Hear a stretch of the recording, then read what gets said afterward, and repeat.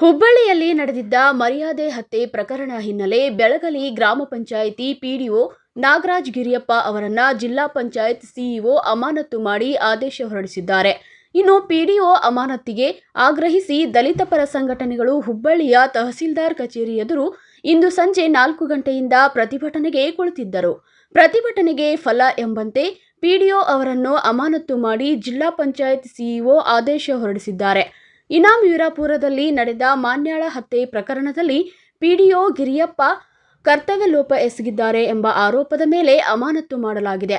ಮೃತ ಮಾನ್ಯಾಳ ಚಿಕಿತ್ಸೆ ಮತ್ತು ಅಂತ್ಯಕ್ರಿಯೆ ಸಂದರ್ಭದಲ್ಲಿ ತಕ್ಷಣ ಸ್ಪಂದಿಸಿರಲಿಲ್ಲ. ಸ್ಥಳೀಯವಾಗಿ ಸಮಿತಿಯವರು ಸಭೆ ಕರೆದಾಗ ಅಲ್ಲಿಗೂ ಬಂದಿರಲಿಲ್ಲವೆಂಬ ಆರೋಪದ ಹಿನ್ನೆಲೆ ಪಿಡಿಒ ವಿರುದ್ಧ ದಲಿತ ಸಂಘಟನೆಗಳು ಆಕ್ರೋಶ ವ್ಯಕ್ತಪಡಿಸಿದ್ದರು.